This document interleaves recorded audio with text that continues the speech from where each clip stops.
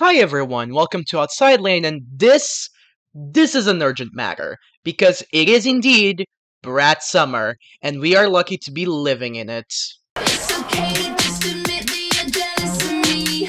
Yeah, I heard you talk about me just so word on the street. So, if you haven't been living under a rock, you might have heard of the newest Charli XCX album, Brat, that somehow has been taking the world by storm and in the most bizarre way. From Charli's way to coming back to the mainstream full force, to generating trends that are somehow well known even outside of social media, to even the whole aesthetic of the album being mentioned and used by politicians. Quite bizarre, isn't it? So I would like to explore this whole event and talk about the album itself and a bit of Charli's career and how we got to this point. Because trust me, I am still trying to figure it out. So here's somewhat of a summarization of her career as well as I can. There's probably two ways you've heard of Charli XCX. Either now with the phenomenon of Brat, or from the beginning of her career, with her own hit Boom Clap, being part of the movie The Fault is in the Stars, which now that I think of it makes so much sense, or being part of other big hits like I Love It from Icona Pop or Fancy by Iggy Azalea. Those were really big hits back in 2012 to 2014, but after those big hits and the release of her first two albums,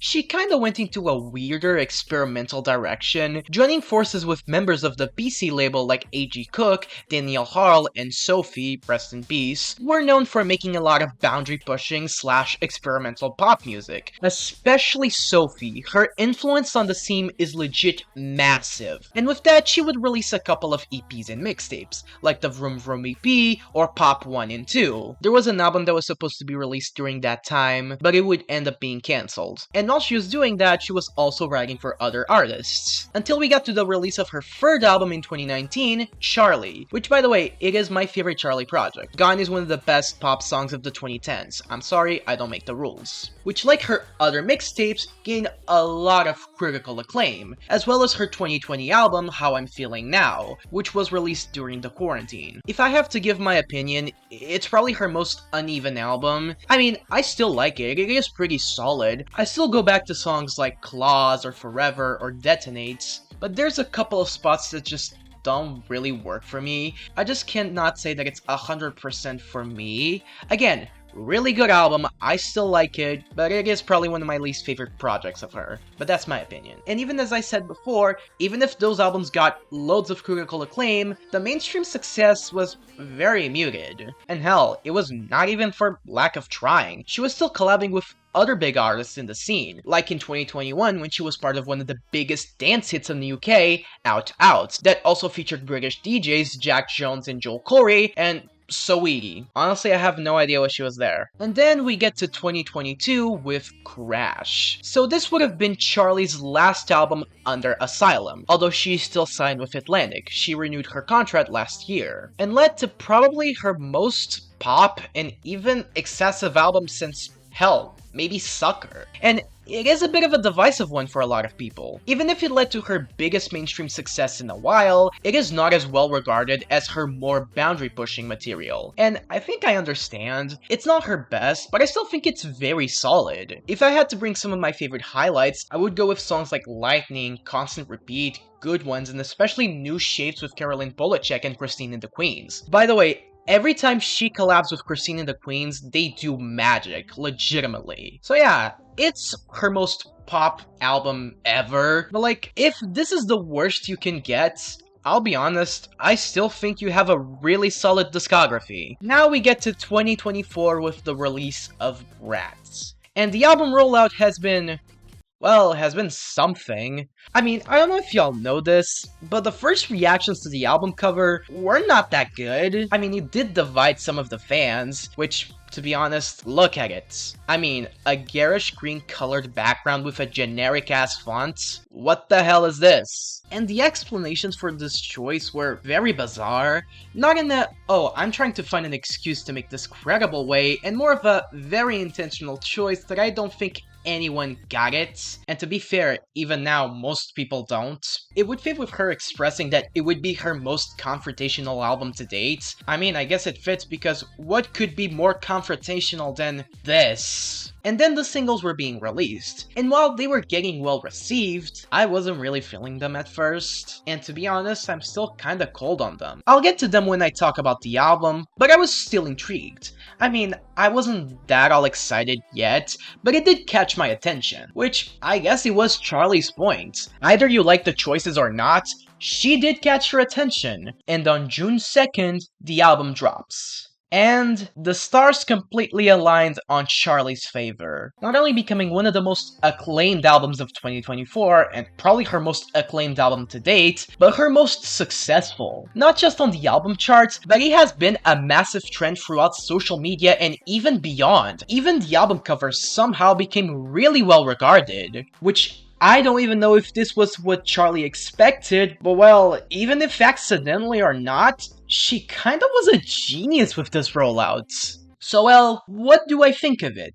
And here's where I get to talk about the album, so let me just make a disclaimer. This is all my opinion. If you have different opinions, you can always share it in the comments in a civilized way, please. And my opinion is, it's great. Frankly, it is her best album since Charli. It takes elements from all of Charli's albums since 2017 to make a very worthy combination, becoming almost as accessible as Crash, but never really losing its charm. And it does strike a nice balance between the hedonistic club bangers and her more intimate and personal moments. If I had to give some highlights, I would say songs like Sympathy as a Knife, that has some incredible bombast coming from the bass line in the strings section that reveals a toxic spiral, as she feels that a lot of the sympathy shared to her is just a lie, which deepens her negative thoughts even further. I have seen some rumors that this is about Taylor Swift. I'm not gonna divulge on that, okay? If you wanna seek that out, go read Pop Crave or something. Another highlight would be So Why, one of the few ballads of the album that feels like a genuine tribute to Sophie, as Charli reveals that she was an inspiration to keep pursuing her own music, even if they weren't the closest. Or Apple, one of the songs that got viral on TikTok, probably one of the most straightforward songs on the album sound-wise, as she explores her relationship with her parents and her own generational trauma,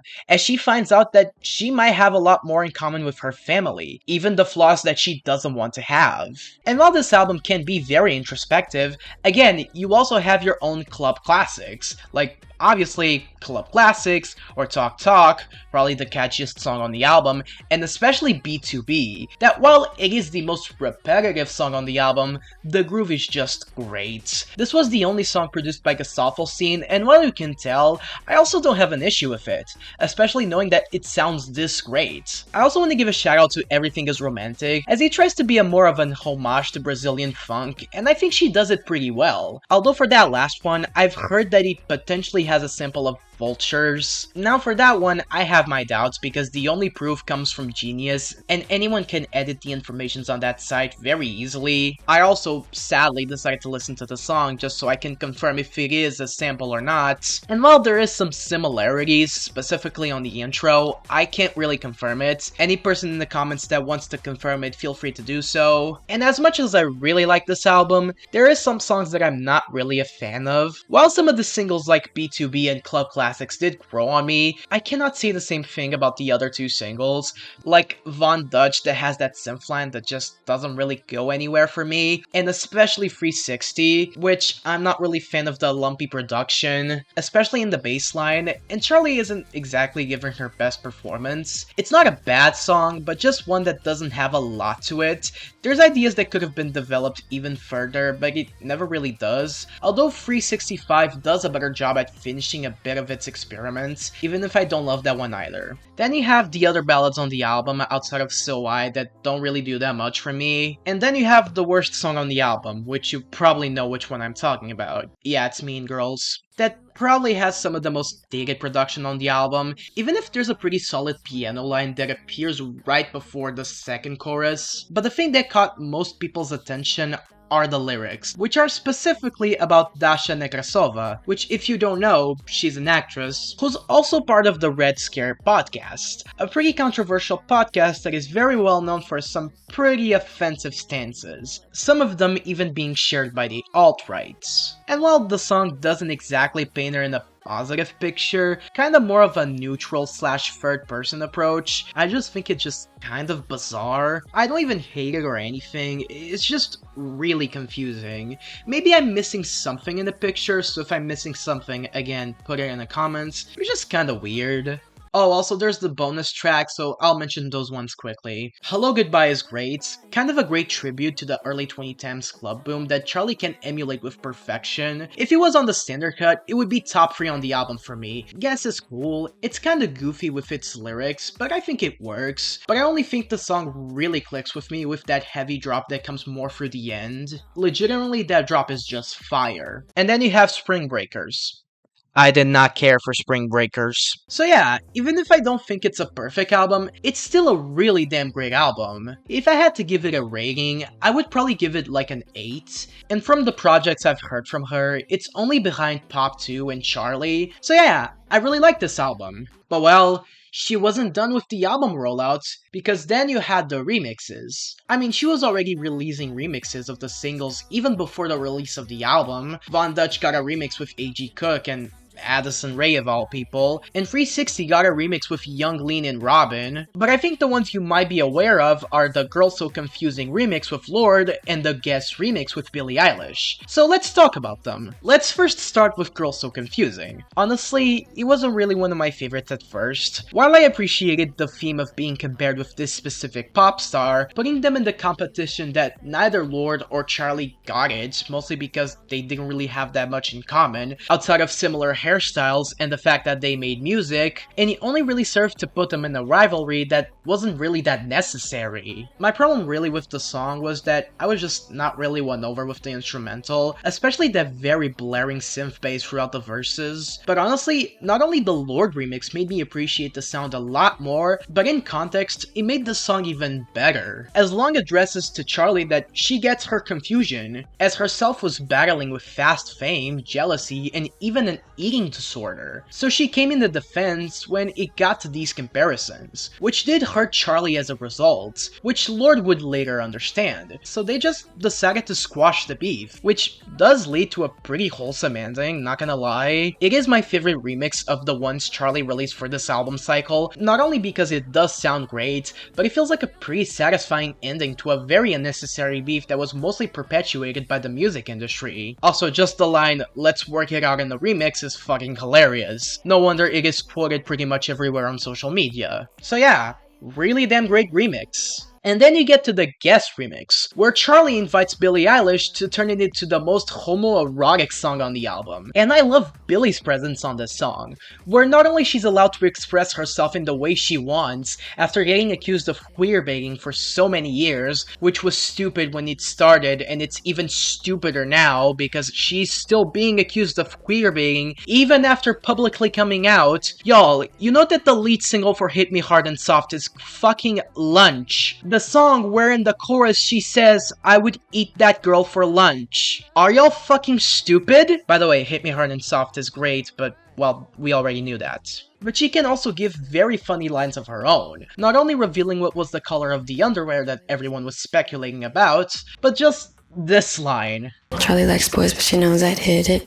Wow, I have no words, Jesus. I guess my only nitpick is that the way they try to mix Charli and Billie's vocals when they repeatedly say guess during the drop is kinda flimsy, but honestly, that's not really saying much because I still think this is a really good remix. So just by her own release strategy, Charli managed to get what she wanted, her most critically acclaimed and successful album to date, with multiple songs getting viral and somehow even the album cover getting over. But then, some weird shit starts happening, and that's where we get to the kinda serious part because we get to some pretty loaded topics. Bear with me, okay? I have a point. So the US elections are almost at our door, and while I am not American, I have been looking into this election run, because most certainly is gonna affect the rest of the world. As in one side you had an old genocidal freak, and on the other you had an old genocidal freak with Project 2025 on his hands. And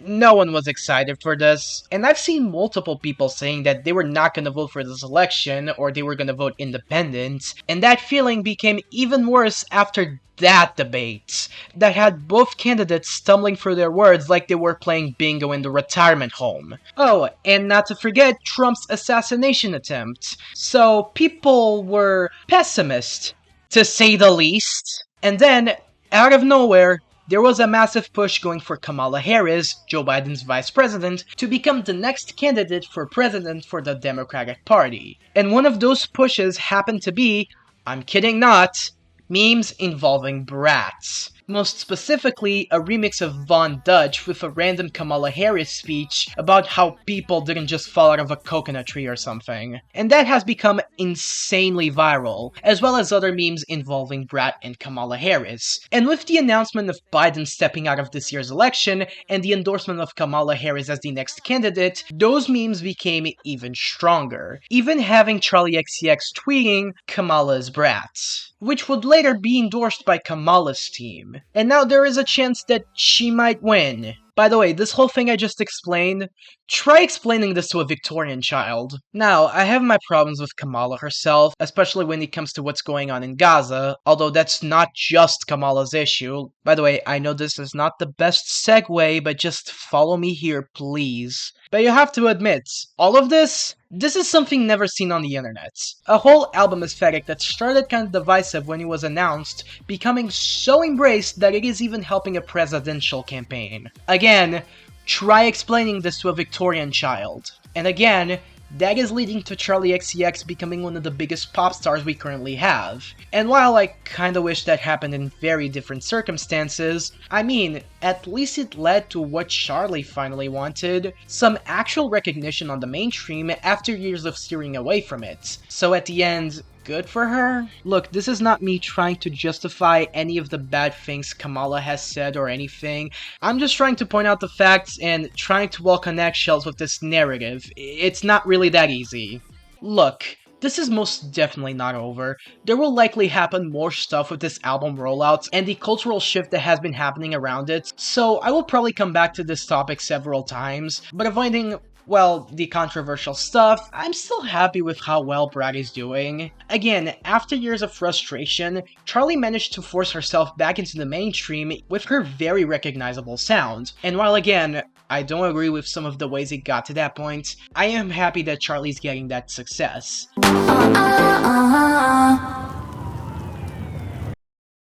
Well, this was the video, and I know it got a bit serious at the end, but I was just trying to explain everything that was going on. Even if a lot of this stuff is not supposed to be taken seriously, there's always going to be the more complicated stuff, and sometimes we have to talk about it. Even with everything I said on this video, this channel will always be Free Palestine, and that's not gonna change. But outside of that, I hope you enjoyed this video. If you want me to talk about other phenomenons that are happening in music currently, you can always give me suggestions either in the comments or even on Twitter. Again, that's where I'm mostly active, so follow me there. Well, that's all I have to say. Subscribe to my channel, again follow me on Twitter, that's where I'm mostly active. Leave a like on this video, drop a comment if you want, either with your opinions on Brat or any other Charli album. Anything you want to comment is fair, it also boosts the algorithm. And that is it. Enjoy your Brat summer as long as you can, and I see y'all soon.